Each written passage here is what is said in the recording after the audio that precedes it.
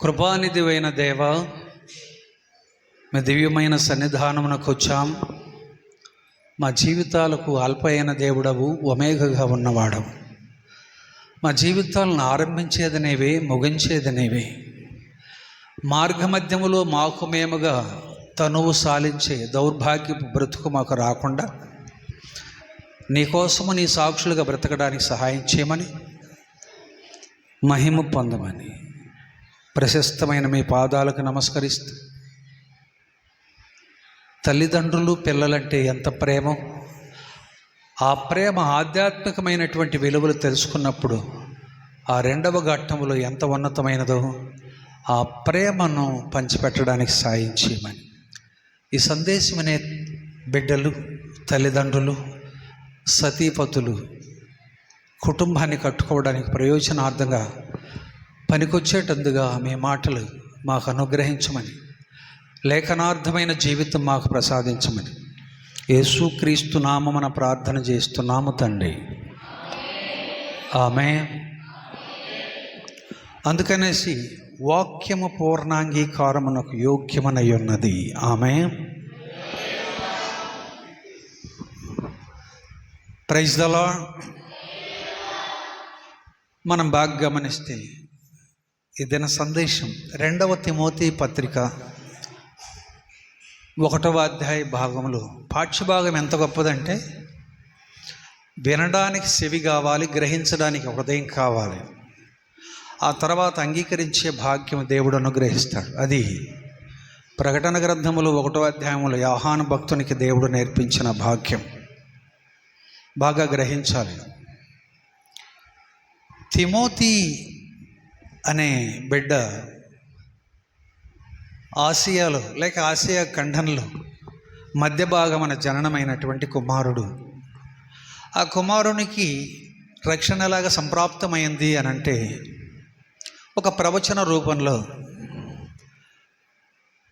తిమోతికి అవ్వ లేక అమ్మమ్మ, ఆ తర్వాత తల్లి అమ్మ, ఆ తర్వాత తిమోతికి 3 తరాలకి ఒక ప్రవచనాత్మకమైనటువంటి సత్యం వారి గృహాలయానికి వెళ్ళినప్పుడు తిమోతికి ఎలాగ రక్షణ సంప్రాప్తమైనదో సత్యవాక్యం వలన మనం చూస్తాం.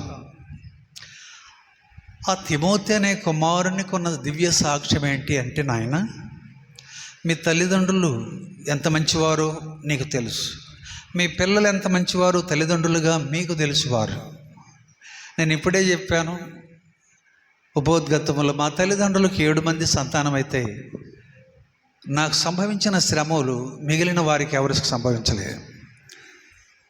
నన్ను ప్రేమించినట్లుగా తల్లిదండ్రులు అందరినీ ప్రేమించుండొచ్చు, నేను తల్లిదండ్రులను వారందరికంటే ఎక్కువగా ప్రేమించడానికి దేవుడిచ్చిన ఈ పరిశుద్ధ గ్రంథములో ఉన్న ప్రేమ నన్ను సాక్షిగా నిలబెట్టినందుకు కరతాళధ్వనులతో దేవుని స్తోత్రం.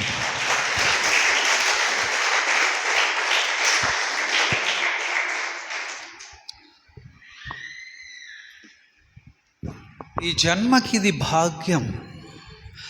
బాల్య జీవితంలో చిన్న బిడ్డలు ఈ అంత్యకాలములో, ఈ కలికాలములో కనబడుతున్న ఈ కంప్యూటర్ యుగంలో చిన్న పిల్లల నుంచి పాడైపోతున్న ప్రమాదంలో ఉన్నాం. బాగా ఆలోచన చేయండి. ఎప్పుడైతే వాక్యం ఉండదో, సత్యములో మనమో పిల్లలు ఉండమో, ప్రమాదంలో ఉండామనే సంగతి గుర్తెరగాలి. ఒక బిడ్డ పెరుగుతూ ఉంటే బాల్యం లేక శిశుప్రాయము నుండి బాల్య జీవితం వరకు పెరుగుతూ ఉన్న బిడ్డను చూస్తే ఎదిరింటి వారు పక్కింటి వారు మన పిల్లల పెరుగుదలను చూసి వారు ఆశ్చర్యపోతారు. మంచిగా పెరిగినా, భక్తిగా పెరిగిన మన పిల్లలు చెడుగా బాల్యం నుంచి కనబడుతుంటే మనల్ని ఎవరు అడగరు, కానీ మనకు తెలియకనే మన పిల్లల్ని మనల్ని విమర్శనాత్మతో దూషిస్తూ ఉంటారు. ఆ దుర్వార్తలు వినలేక మనం ఏం చేయాలా? దుఃఖపోవాలా. క్రమశిక్షణ బిడ్డలకు లేనప్పుడు, ఆ క్రమశిక్షణతో తల్లిదండ్రులు బిడ్డల్ని పెంచలేకపోయినప్పుడు చిన్నపిల్లల నుంచి వయసు వచ్చిన యవనస్తుల దాకా వారి జీవితాలు పాడు కావడానికి కేవలము తల్లిదండ్రులే బాధ్యత వహించకపోతే చతుష్కోణములలో వారు భగవంతుని దగ్గర శిక్షార్హులవుతారు. చతుష్కోణములు అంటే నేను చివరిలో చెప్తాను, చూద్దాం. ఇక్కడ చదవబడిన లేఖనాన్ని ఒక ఆత్మీయ తండ్రి ఏం చేసినాడు అని అంటే 2 తిమోతికి రాసిన పత్రిక 1వ అధ్యాయము 3వ వచనము, చాలా పెద్ద వచనము, 3-5 వచనాలు కలిసి ఉంటాయి. ఆయనకు వాక్యమును చెప్పి ఆధ్యాత్మికమైన పాలు పోసి పెంచిన మహనీయుడు, దేవుని చేత ఎన్నిక చేయబడిన అపోస్తులుడైన పౌలు. ఆయన మాటలు గ్రహించండి. నా ప్రార్థనల యందు ఎడతెగక నిన్ను జ్ఞాపకము చేసుకొనుచు నీ కన్నీళ్లను తలంచుకొని నాకు సంపూర్ణ ఆనందము కలుగుటకై నిన్ను చూడవలనని రేయింబగలు అపేక్షించుచు నీ యందున్న నిష్కపటమైన విశ్వాసమును జ్ఞాపకము చేసుకొని నా పితరుల ఆచార ప్రకారం నిర్మలమైన మనస్సాక్షితో నేను సేవించుచున్న దేవుని ఎడల కృతజ్ఞుడనయ్యున్నాను. ఆ విశ్వాసము మొదట మీ అవ్వయైన లోయలోను నీ తల్లి అయిన యూనేకేలోను వసించను. అది నీయందును సహా వసించుచున్నదని నేను రూఢిగా నమ్ముచున్నాను. ఒక వ్యక్తిని వర్ణించడం, ఆ భక్తి అన్వేషణలో ఒక వ్యక్తిని తలంచుకోవడం ఎంత గొప్ప విషయమో గ్రహించారనుకుంటున్నాను. మొదటేం గుర్తుకొచ్చింది ఇక్కడ? తన ప్రార్థనల యందు ఎడతెగక ఆ ఆత్మీయ బిడ్డని జ్ఞాపకం చేసుకున్నప్పుడు మొదటి కారణం ఏంటంటే కన్నీళ్ళు అని ఉంది. ఏమది? ఏమిటి కన్నీళ్ళు? నీ బైబిల్ సాయి బాగా చూసుకో, బైబిల్ సాయి బాగా చూసుకో. ఎడతెగక జ్ఞాపకం చేసుకునే గొప్ప కారణం ఏమై ఉండొచ్చు? నీ కన్నీళ్లను తలంచుకొని నాకు సంపూర్ణ ఆనందము కలుగుటకై నిన్ను చూడాలని రాత్రింబవళ్ళు ఎదురు చూస్తున్నా. రావడానికి అవకాశం లేకపోయినా కూడా ఈ కన్నీళ్లు విడుచుచున్న బిడ్డని, బాబు కన్నీళ్లు విడుచుచున్న బిడ్డని చూడాలని, నిష్కపటమైన విశ్వాసం కలిగిన బిడ్డను చూడాలని రాత్రింబవళ్ళు నేను ఎదురు చూస్తాను. ఎప్పుడు కలుసుకుంటానా ఈ బిడ్డను, ఎప్పుడు చూడగలను? అయితే ప్రార్థన యందు మాత్రము రాత్రి పగలు, ఉదయము, మధ్యాహ్నం, సాయంత్రం ఎడతెగకుండా ఈ తండ్రి యొక్క మనసు బిడ్డ మీద ఆరాటపడిపోతుంది. ఆమేన్, ఆమేన్. అర్థం కాలేదా? ప్రేమ అంటే ఎట్లా ఉంటుంది అర్థం కాలేదా? ఒక మహానుభావుడు కొన్ని సంవత్సరాల క్రితం ఈ స్థలంలో వచ్చి వర్తమానం అందిస్తూ అన్నాడు, నేను ప్రభువుని నమ్మి 24 సంవత్సరాలైంది. వేషధారులైన బోధకులు క్రైస్తవులు ఏడుస్తారు, ఇది నేను వార్వలేను అన్నాడు. అక్కడ నాకు కొంచెం వేదన వచ్చింది. మరియమ్మ మార్తాలు ఏడుస్తూ ఉన్నారు. యేసు లాజర్ను బ్రతికించగలడంతే. ఆయనకు బాగా తెలుసు. ఆ అక్క చెల్లి ఏడుస్తున్నప్పుడు అమ్మ నేను బాగు చేస్తాను కదా అనలేదు.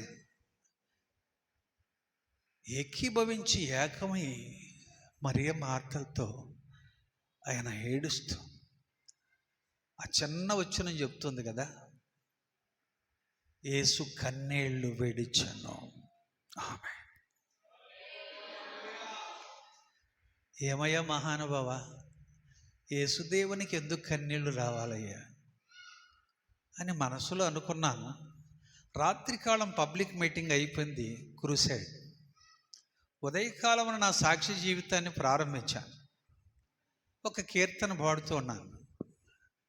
వారు 24 సంవత్సరాల అనుభవాన్ని పక్కన పెట్టి వచ్చి నన్ను కవిగిలించుకొని ఆడవడం మొదలుపెట్టి తన సందేశం ప్రారంభించేటప్పుడు, దేవుడు నన్ను క్షమించాలి, అంతరంగంలో భారము బాధ్యతని ఎప్పుడు తెలుసుకోవచ్చు అంటే, వారు రక్షించబడిన విధానం, వారు నలిగిపోయిన విధానం, వారి దేహ సౌందర్యములో ఆత్మదేవుడు వాసము చేసిన విధానం, వారు క్రీస్తులో వసించిన విధానాన్ని గమనించినప్పుడు అది మహోన్నతమైనదని ప్రసంగించడానికి వచ్చిన నేనే దినమున సుందర్రాజు గారి సాక్ష్యమని కన్నీళ్ళు ఇప్పుడు విడుస్తున్నాను. ఆమె తిమోతి సాక్ష్యం ఎంత మందికి మాదిరికరంగా ఉంది.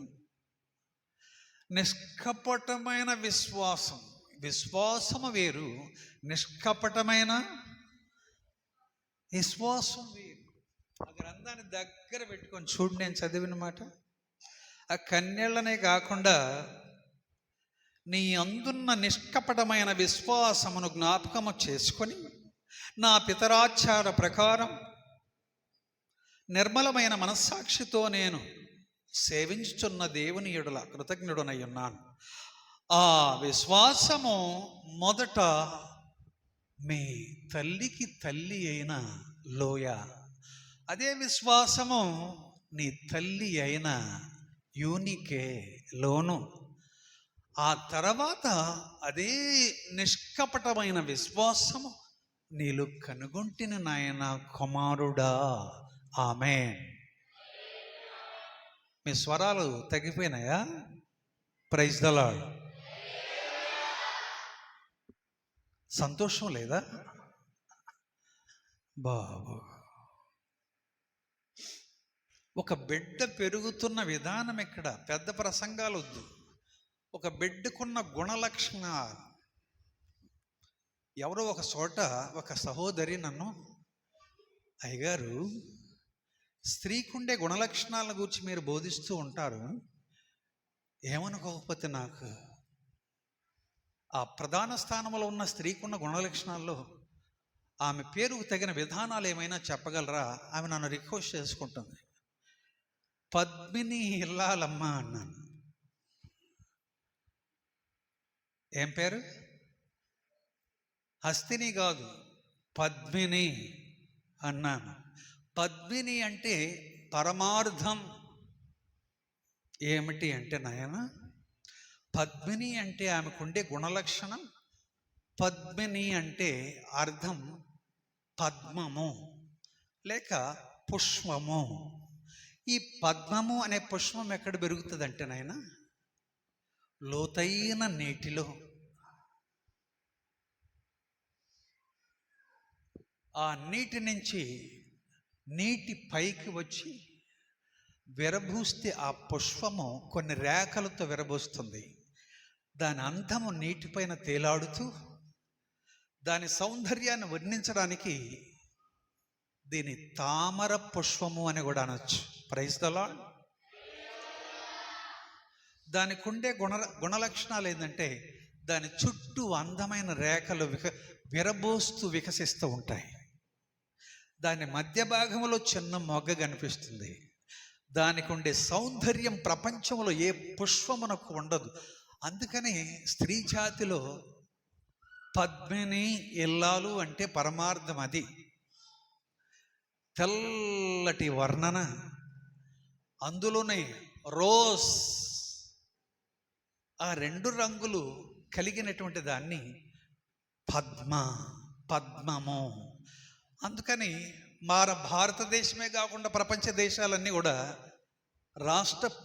రాష్ట్రపతి దగ్గర నుంచి ఉన్నతమైనటువంటి సేవాధర్మమును పోషించినటువంటి ఉపాధ్యాయులకు అన్ని డిపార్ట్మెంట్లకు ఇచ్చేటప్పుడు పద్మభూషణ్, పద్మవిభూషణ్ ఏమంటారు? అట్టి దాన్ని సమర్పించినప్పుడు ఆ పద్మభూషణ తీసుకుంటారు కానీ దాని విలువ వారికి తెలియదు. పద్మిని ఇల్లాలుగా జన్మింపజేసిన భగవంతుడు మిమ్మల్ని పోషిస్తే ఆ పోషించబడుచున్న స్త్రీలు కూడా దాని విలువ విధానాలు తెలియకనే ఇల్లాలుకుండవలసిన ఆ పద్మము లేక పద్మిని అనే పదమునకు విలువ తెలియకుండా జీవిస్తారు తల్లి. దీన్ని గురించి చెప్పడానికి ఒక సప్త కోణములు కావాలా. ఇది నాకు సమయం కాదు కాబట్టి దాని విలువలు క్లుప్తంగా 3 విషయాలు చెప్పాను. ఇక 4 చెప్పాలంటే టైం పడుతుంది నాన్న. గుణలక్షణం. ఏమది? గుణలక్షణం.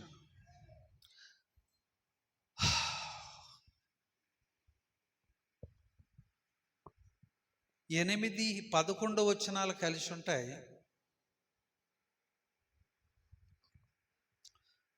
ఆయనను శ్రీమంతుడగు దేవుడు నాకు అప్పగించిన ఆయన మహిమగల స్వార్థ ప్రకారము ధర్మశాస్త్రము ధర్మ విరోధులకును అవిధేయులకును భక్తిహీనులకును పాపిష్టులకును అపవిత్రులకును మతదూషకులకును పితృహంతకులకును మాతృహంతకులకును నరహంతకులకును వ్యభిచారులకును పురుష సంయోగులకును మనుష్య చోరులకును అబద్ధికులకును అప్రమాణికులకును హితబోధక విరోధి అయిన మరి ఎవడైనను ఉండిన ఎడల అట్టి వానికి నీ నియమించబడిన గాని నీతిమంతుని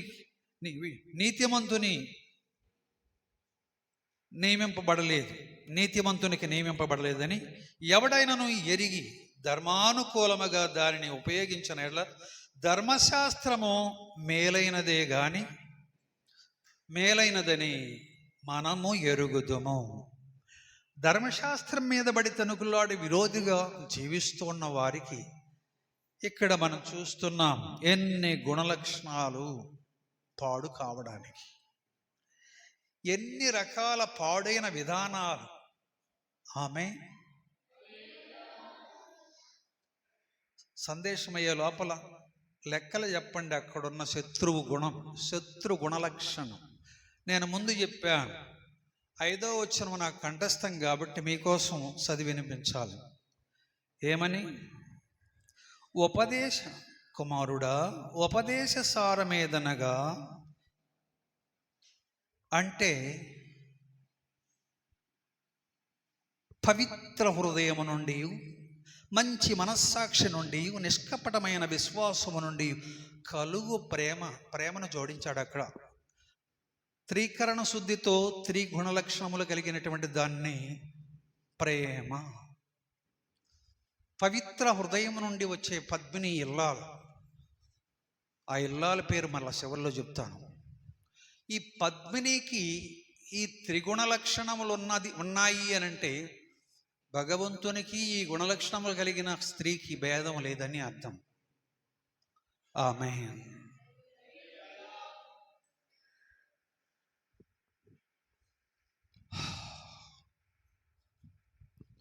నీకు అర్థమైందని అనుకుంటున్నాను. నేను కుమారుడికి రాస్తున్న ఉత్తరములో ప్రధానమైన 4వ ఘట్టాన్ని నేను చదువుతాను. ఏమిటా 4వ ఘట్టం అంటే, దేవుని బిడ్డ 16వ వచనం, అయినను నిత్య జీవము నిమిత్తము తనను విశ్వసింపబోవు వారికి నేను మాదిరిగా ఉండులాగున యేసుక్రీస్తు తన పూర్ణమైన దీర్ఘశాంతమును ఆ ప్రధాన పాపినైన నాయందు కనపరుచున్నట్లు నేను కనికరింపబడితిని. ఆమేన్. తను ఎంత ఉన్నతమైన స్థితిలో ఉన్నాడో తనను ఎంత తగ్గించుకుంటున్నాడో. ఆ మొదటి స్థానం పేరేంటంట? మీరు చెప్పండి. ఎవరు తెలిసి? ఆ ప్రధాన పాపినైన నా యందు ఆయన కనికరం. నిన్నెప్పుడైనా పాపివని ఒప్పుకుంటావా? నిన్ను దేవుని పరిశుద్ధాత్మ ఉంటే నిన్ను ఒప్పిస్తుంది. చాలామంది పరిశుద్ధాత్మను పొందామని చెప్పుకునే మేధావులకి వారిని వారు హెచ్చించుకునేటటువంటి ఆ దుర్గుణం ఉంటుంది. కానీ ఆ మొదటున్న స్థితిని నెమరవేసి కృతజ్ఞత చెప్పడం వారికి చేత కాదని ఒక సర్వేలో భక్తులు చెప్తారు, నేను కూడా ఏకీభవిస్తాను. దైవ గుణలక్షణం అంటే ఏంటి? దివ్యజ్ఞానం అంటే ఏంటి? దివ్య మహిమ నుండి వచ్చే ఆ గుణలక్షణమే సద్గుణము. దివ్య మహిమలో నుండి దిగి వచ్చిన దైవీకమైన గుణం వచ్చిన తర్వాత కూడా ఆ భ్రష్టమైన గుణమును చెప్పి ఆ ప్రధాన పాపినైన నాయందు ఆయన కనికరము అంటాడు ఆయన. ఆమేన్, ఆమేన్. ఈ భాగ్యము నీకు అర్థమైందా? ఈ గుణలక్షణాలంటే గ్రహింపు కలిగి ఉన్నావా?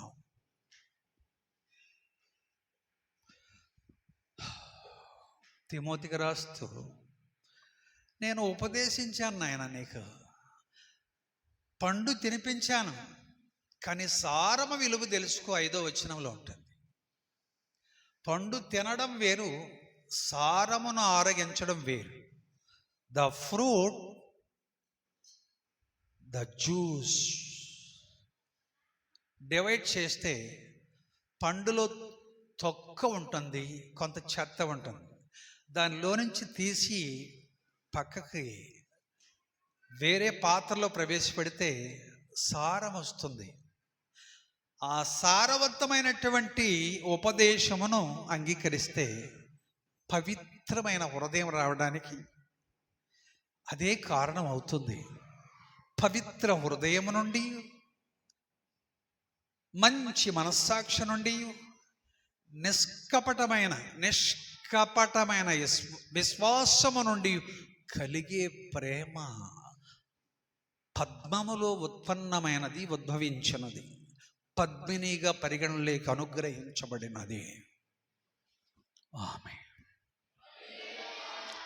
ఈ గుణలక్షణములు ఎవరి దగ్గర దొరుకుతాయి? మీకు అవకాశం ఇస్తున్నాను. 18వ వచనము నుండి చదువుతారా? నా కుమారుడవైన తిమోతి, నీవు విశ్వాసమును మంచి మనస్సాక్షియు కలిగిన వాడవై నిన్ను గూర్చి ముందుగా చెప్పబడిన ప్రవచనముల చొప్పున ఈ మంచి పోరాడవలనని వాటిని బట్టి ఈ ఆజ్ఞను నీకు అప్పగించుచున్నాను. ఏమిటి ఆజ్ఞ? అట్టి మనస్సాక్షిని కొందరు త్రోసివేసి విశ్వాస విషయమై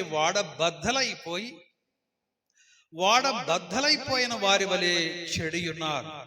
వారిలో హుమనయను, అలెగ్జాందరును ఉన్నారు. వీరు దూషింపబడకుండా శిక్షించబడుటకై వీరిని సాతానునకు అప్పగించితిని. వీరిలో ఏ గుణలక్షణాలు ఉన్నాయి? పేరు అదే, ధర్మశాస్త్రము తెలుసు, కృపా నిబంధన కాలములో కృపామయుడైన యేసుక్రీస్తు తెలుసు. ఆమేన్. యేసుక్రీస్తు గుణలక్షణాలు తెలిసి కూడా పొరపాటు చేయడంలో ఏమండి మనం చూస్తున్నాం. మొదటి పత్రికలో, మళ్ళా 2వ పత్రిక వద్దాం.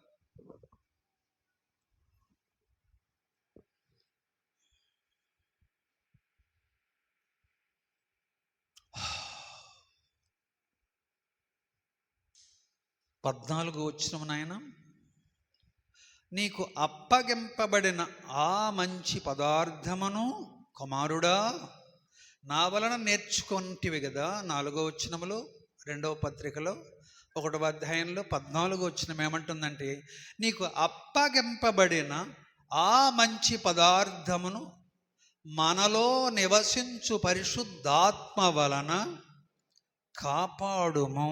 దేని వలన కాపాడుము? అవును,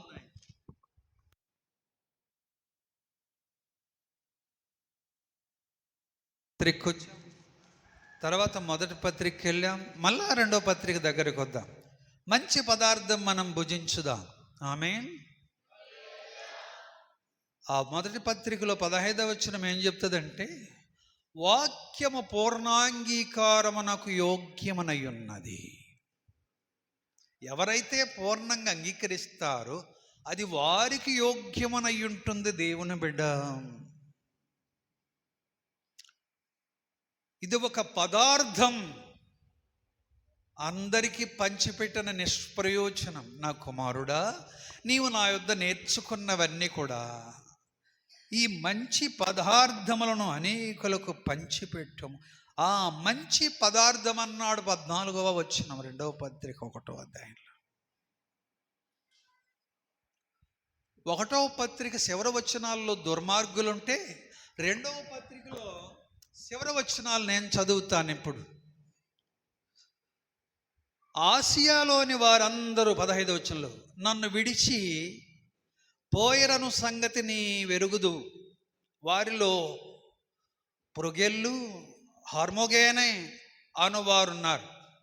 అయితే 16-17 వచనాల్లో ప్రభువు ఓనేసిపోరు ఇంటి వారి యందును కనికరము చూపును గాక, అతడు రోమాకు వచ్చినప్పుడు నా సంఖ్యలను గూర్చి సిగ్గుపడక శ్రద్ధగా నన్ను వెదికి కనుగొని అనేక పర్యాయములు ఆదరించను.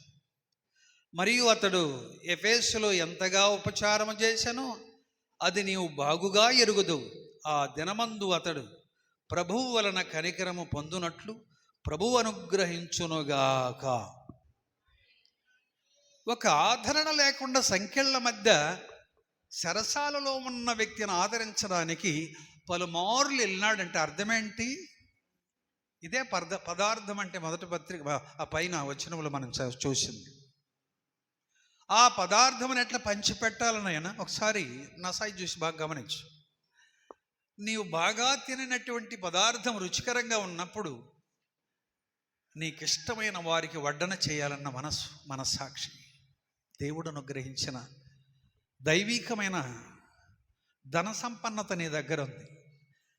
ఆకలి దప్పులతో అలవటించిపోతున్న శరసాల మధ్య సంఖ్యలు తగిలించబడి బంధించబడి లోకములు ఏడుస్తూ కన్నీళ్లు విడుస్తున్నటువంటి వారు ఎందుకు ఏడుస్తున్నారు? శరసాల్లో ఉన్నారు, ఆదరణ లేక ఏడుస్తున్నారు, ఓదార్చే దిక్కులేక ఏడుస్తున్నారు. చేసిన నేరమైన తెలియక, చెయ్యని నేరమునకైనా శిక్షా విధిని అనుభవిస్తున్న వారి దగ్గరికి వెళ్ళి ఎవరు పోనటువంటి స్థితిలో నీవు వెళ్ళి నీవే వెళ్ళి ఏమండి పలుమార్లు ఆదరిస్తే పదార్థము యొక్క అర్థం అదే. అందరికీ మంచి పదార్థమును పంచిపెట్టే విధానములో నీ అంత గొప్ప వ్యక్తులు ఎవరు లేరు అంటున్నాను నేను. ఆమేన్. ఇది క్రిస్టియానిటీ అనే పదం ఎత్తడం కంటే క్రైస్తవులుగా కనబడుతున్న వారికి అసాధ్యం. క్రైస్తవ్యాన్ని అనుభవించే వారికి మాత్రమే అది పదార్థముగా ఉంటుంది, యథార్థవర్తనులకు. ఆమేన్. ఆ స్థానములో నీవు ఉన్నావేమో పరీక్షించుకున్నాయన. ఎవరి వలే ఉన్నావు? సరసాలలో నలిగిపోయే వ్యక్తిని ఒక్కసారి చూస్తే పలుమార్లు వెళ్ళాలనిపిస్తుంది. నా యవన ప్రాయములో దేవుని కాడిని ఎత్తుకున్నాను, పలు జైళ్ళకి వెళ్ళాను. యేసయ్య మత్తయి శుభవార్తలో 25వ అధ్యాయంలో మనకి ఎన్నోసార్లు బోధించా, నేను చెరసాలలో ఉంటిని, నన్ను దర్శించితేవని ఒక గుంపుతో చెప్తే నన్ను చూడవచ్చితేవా అని ఇంకొక గుంపుతో అంటాడు. నేను వస్త్రహీనుడనైతేనే వస్త్రములు ఇచ్చితివి, ఎప్పుడు ఇస్తేనే ప్రభువా? అవన్నీ చదివినప్పుడు పాఠ్యభాగముందు దినపాఠములు బైబిల్ని విశ్వాసిగా ఇవన్నీ బోధకులు చేయట్లేదు, క్రైస్తవులు చేయట్లేదు. చేయకపోతే దేవుడు వీళ్ళని ఇష్టపడతాడా అని నేర్చుకోవడానికి పర్వతాల మీదకి వెళ్ళాను నేను. నువ్వు నమ్మినా నమ్మకపోయినా నేర్పించమో ప్రభువా అన్నాను. నేను రాత్రి సతీపతులము కూర్చున్నాం, ప్రార్థన చేసుకుంటున్నాం, కాన్ఫరెన్స్లో ఉన్నామండి. సంఘము సామూహికంగా ప్రార్థన చేస్తున్నా. తెలియకనే కంటతడి వలవల కారుతూనే ఉంది. కారణం ఏంటో తెలుసా? నా కలివి కానిది, ఆశ్చర్యమైనది నాకు తెలియనిది అనేకులకు పంచిపెట్టే భాగ్యమును నాకు దేవుడిచ్చాడు. ఆ ధనము మనిషి వల్ల మనకు లభించేది కాదు. అట్టి దీనావస్థలో ఉన్న వారి కోసం వెళ్ళడం, కన్నీళ్లు విడవడం, వారి కొరతలను తీర్చడంలో ఉండే భాగ్యము అది సామాన్యం కాదు. The repeat. ఒకసారి వెనక్కరండి, 2వ పత్రికలో మరలా ఆ పాఠ్య భాగము 5వ వచన భాగంలో కనబడే ప్రధాన స్థానం ఏంటంటే, నీ కన్నీళ్లను చూచి. ఏమి చూశాడు బిడ్డలో తండ్రి? నాయనా, నీ కన్నీళ్లను ఏం తలుచుకున్నావు?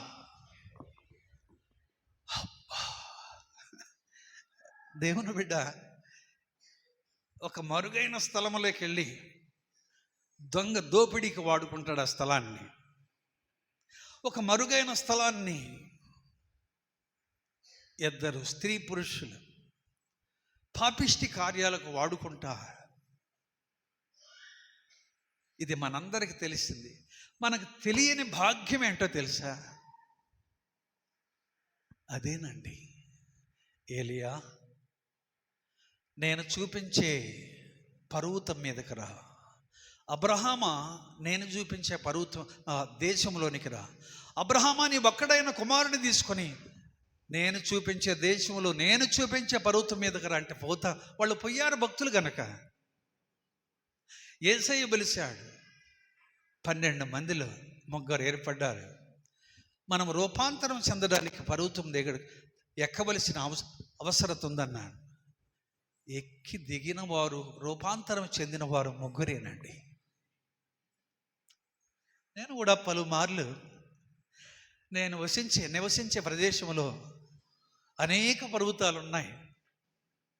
వాటన్నిటికీ నా 2 చేతులు జోడించి సాగిలపడి మోకరించి, ఈ రహస్య ప్రదేశంలో ఎంత గట్టిగా ఏడ్చినా ఎవరికీ వినబడదు. నన్ను ఒక్కడే చూస్తున్నాడు పైనుండి. నా భక్తిహీనతను చూసి పరిశీలన చేసేవాడు నా పక్కనున్నాడు. నన్ను నడిపించిన వాడు పైనున్నాడు. ఆయనకి గడియ వినబడుతుంది గనక నా శక్తిహీనత వచ్చేంత వరకు నేను నా బంగారు స్వరపేటిక క్షీణించే వరకు నేను అరుస్తాను, ఏడుస్తాను, అంతే. ఆయనకి అనబడకపోతే ఇంకా బ్రతుములాడుతాను, ఏడుస్తాను. నా ఇష్టం నన్ను కనికరించకపోతే, ఎక్కడే నేను అనుకున్నవన్నీ జరగకపోతే ప్రాణము సహితము వదలడానికి ఇష్టపడతాను. నా ఎదురుగా ఉన్న ఆ రోగిని బతికించుకోవాలా. నన్ను ఎందుకు రక్షించుకున్నా? నా ముందు ఒక రోగి చచ్చిపోతుంటే నేనెందుకు బతకాలి అని ఒంటరితనములో ఏడ్చినప్పుడు 2 పాదములు ఇరిగిపోయి ఏ డాక్టర్కి అసాధ్యమైన కట్టుకున్న ఎముకల్ని నేను గంటల్లో చూశాను. దేవునికి స్తోత్రములు. ఎన్ని దినములు అక్కడికి వెళ్ళిన ఈ క్యాన్సర్ వ్యాధి బాగుపడలేదు.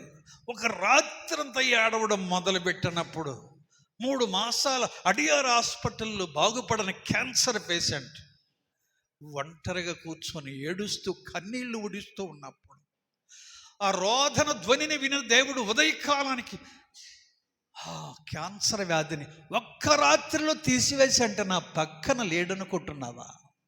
ఆమేన్. నా రోదన ధ్వని వినకుండా ఉన్నాడు అనుకుంటున్నావా? ఎంత గొప్ప దేవుడు! మన బలహీనతను ఎరిగి మనకు బలాన్ని కలగజేసే భాగ్యం. తిమోతి, నీ కన్నీళ్లను తలంచుకొని రాత్రింబవళ్ళు ఎప్పుడు కుమారుణ్ణి చూద్దునని రోమా జైల్లో ఏడుస్తున్నాను బిడ్డ. ఆత్మల కొరకు నీకున్న అన్వేషణ, మన ప్రభువు చేసిన త్యాగము, నేను నీకు సూచించిన సత్యము సలహాలు, ఇవి నేర్చుకుని వాడవై ఈ పదార్థమును అనేకులకు అర్థముగా పంచిపెట్టిన అపారమైన ప్రేమికుడు అయిన నాయన, ఎప్పుడొచ్చి నిన్ను దగ్గరగా చూసేదను. ఆమేన్ అంటాడు. అవునా? దాదాపు వయసు 63 సంవత్సరాలు. కుటుంబంలో బిడ్డలు మధ్యలో వివాహం చేసుకున్న భార్య తలడిల్తారు. నేను కష్టపడుతుంటే అయినా నా అంతరంగం చెప్తుంది, చిన్నగా ఎక్కువ నీ సోటుకు నువ్వు వెళ్ళి ఏడిస్తే నీ దేవుడు నీ మాట వింటాడు. ఆమె బాధ్యతవంతంగా మౌడన్ ప్రేయర్, ఆ పర్వత శిఖరాగ్ర ప్రార్థన చేస్తూ ఉంటే నీ కన్నీళ్లు తుడుచుకోవడానికి బట్ట దొరకదు. నీ కన్నీళ్ళు ధారావాహికంగా ప్రవహిస్తూ ఉంటే ఆ పక్కన ఎత్తైన బండలు కనబడుతుంది. నీ ప్రభువు నిన్ను చూసి ఆనందిస్తూ, పర్వత శిఖరాగ్రమ బండలారా, కఠినమైన బండలను పగలగొట్టే శక్తివంతమైన నా మాట ఉచ్చరిస్తున్న నా దాసుని మాట విని ఒక ప్రాణాత్మను బ్రతికించడానికి నేను సంసిద్ధుడనయ్యున్నా, నా దాసుని క్షమించడానికి నేను సంసిద్ధుడనయ్యున్నాను అని ప్రభువు నా పక్షాన లోకంలో ఉన్న ప్రకృతితోను, ప్రకృతిలో ఉన్న సౌందర్యముతోను, ప్రకృతిలో ఉన్నటువంటి సృష్టి యావత్తును కూడా ఆలకించేతరుగా నా పక్షమున వ్యాజ్యమాడడానికి ఇష్టపడు దేవుడు నా ప్రభువైన యేసుక్రీస్తు. ఆమేన్. యేసయ్య నీకు అర్థమైనాడా? నీకు తెలిసిందా యేసయ్య ప్రేమ? తెలియలేదనే చెప్పాలా? ఇదే ఈ మాట మీ దృష్టికి తెస్తాను. 12వ వచనం ఇదే అధ్యాయంలో, 2వ పత్రిక 1వ అధ్యాయంలో, ఆ హేతువు చేత ఈ శ్రమలను అనుభవించుచున్నాను గాని నేను నమ్మిన వానిని ఎరుగుదును గనక సిగ్గుపడను. నేను ఆయనకు అప్పగించిన దానిని రాబోచున్న ఆ దినం వరకు ఆయన కాపాడగలడని రూఢిగా నమ్ముకొనుచున్నాను. Praise the lord. ఎవరిని ఎరుగుదువు గనక? నేను నమ్మిన వానిని ఎరుగుదును గనక అంటాడు అపోస్తులుడైన పౌలు తన కుమారునితో.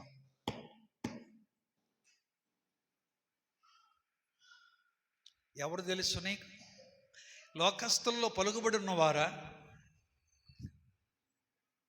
బంధుగణమా?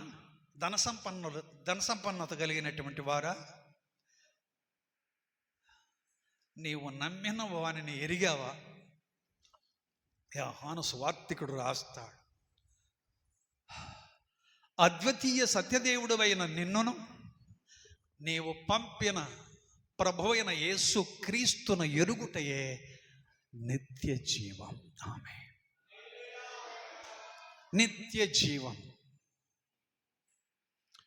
అట్టి నిత్య జీవమును అనుగ్రహించట్లు పరమ జగద్రక్షకుడైన తండ్రి నీకు అప్పగించిన బాధ్యతవంతమైన పరిచర్య, ధర్మమును, సాక్షార్థమైన జీవితమును, మంచి పదార్థముతో నిండిన వాక్యముతో నిండిన సాక్ష్యమును, సాక్ష్య జీవితమును కలిగిన వ్యక్తివైతే మరలా ఆ చివరి వచనం ఏం కనబడుతుంది నాయన? 2 తిమోతిలో చివరి వచనం మీరు చదవండి.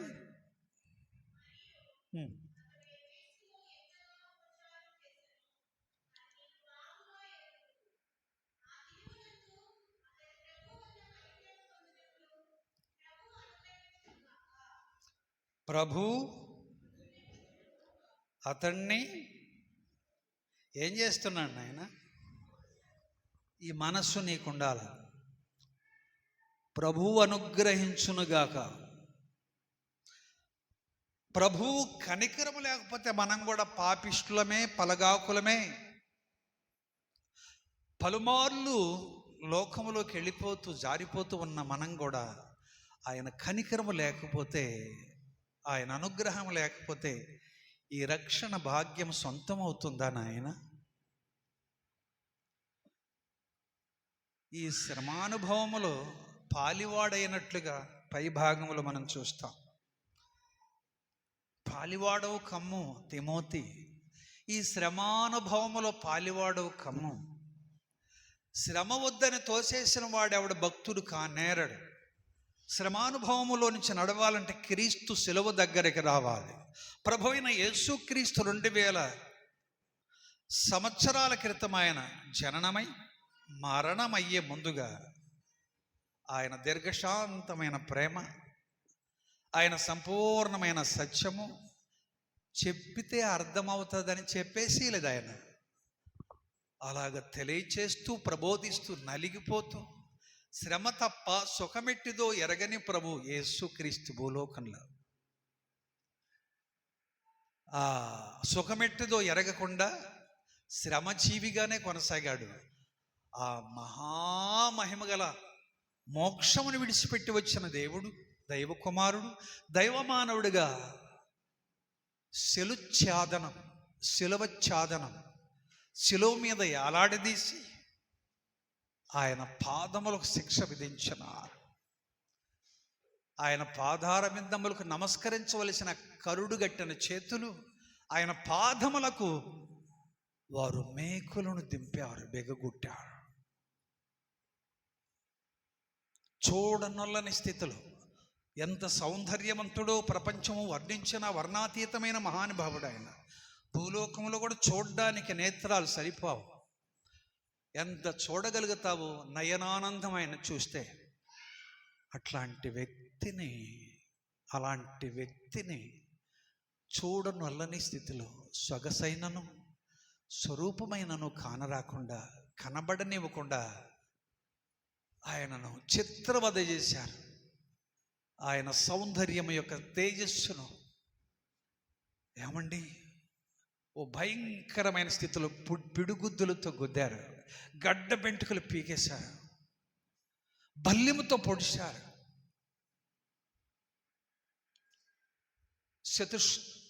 కోణముల రక్తము 4 విభాగాల్లో రక్తము చూశాం. కానీ పక్కలో బల్లెము దగ్గర తెల్లనైన నీరు, రక్తము ప్రవహించినట్లు మనం లేఖనాన్ని చూస్తాం.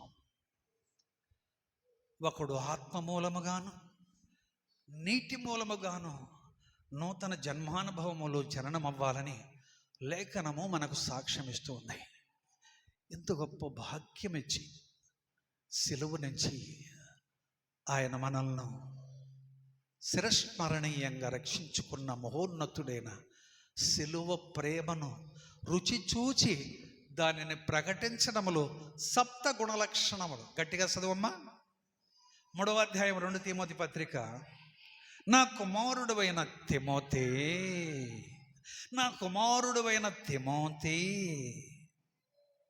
3వ అధ్యాయం 2వ పత్రిక 10వ వచనం. ఒక దినమున నేను ఎట్లా బోధిస్తూ ఉంటేనో ఆ బోధనను నీవు అంగీకరిస్తేవి. ఆ బోధ ఎట్లా నేను చేస్తూ ఉన్నానో నా ప్రవర్తనను కూడా నీవు గైకొన్నావు. నాకెట్లాంటి ఉద్దేశములు ఉన్నాయో ఉపదేశములు నీవు అంగీకరించి ఉన్నావు. నేను ఎట్లయితే నిష్కపటమైన విశ్వాసము కలిగి ఉన్నాను దానిని కూడా నా పోలికలో స్వీకరించావు. నాడు నేడు నేను ఎంత దీర్ఘశాంతమైన గుణలక్షణముతో ఉన్నానో అది నువ్వు స్వీకరించావు. నేను కలిగి ఉన్న శ్రేష్టమైన ప్రేమను ఈ దినమున నీవు కలిగి ఉన్నావు. ఈ 7 గుణములు కలిగి ఉన్న నీకు నేను ఎలాగున్నానో నువ్వు అలాగున్నావు.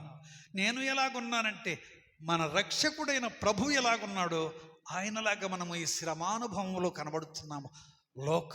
లోకానుసారమైన జీవితములో శ్రమానుభవం కలిగిన వారమై చిత్రవధకు గురైన రక్తచిత్తమైపోతున్న దీర్ఘశాంతమనే ప్రేమను సాటడానికి, క్రైస్తవ్యం అనే పదానికి అర్థాన్ని తెలియచేయడానికి, అజరామరమైన సత్యమును సాటడానికి, అంతరంగములో ఆయనను అంగీకరించడానికి మనము బద్ధులమై ఉన్నాం. అందువలనే శుద్ధులైతమే. అట్టి శుద్ధీకరణ జీవితమును దేవుడు ఇవ్వకపోతే ఈ దినమున నాలా నీ ఉండలేవు, నేను యేసులాగా ఉండలేను. అలాగ ఉండబట్టి ఆ ప్రేమామయుడైన క్రీస్తు నీ అవ్వయ్య అయిన లోయ, నీ తల్లి అయిన యునోకి, తిమోతి అనబడిన నా ఆత్మపుత్రుడైన నీలో ఈ లోకమరి కొందరు వసించుచున్నందుకు దేవుని స్తుతించాలి. దేవుడి సత్యమును దీవించుగాక. ఆమేన్. క్రీస్తుని అంతరంగములు అంగీకరించి ఈ ఉపదేశ సారమును 1 పత్రిక 5వ వచనం 1వ అధ్యాయంలో చూసినట్లు అంగీకార యోగ్యమైనటువంటిది 15వ వచనంలో పూర్ణాంగీకారమైన రక్షణ వాక్య సంకల్పమును నెరవేర్తించే కుమార్తెగా కుమారుడుగా తండ్రిని అంగీకరించు. ఆ రక్షణ నీ అంతరంగంలో సంప్రాప్తమవుతుంది. దేవుడు మిమ్మల్ని దీవించుగాక. ఆమేన్.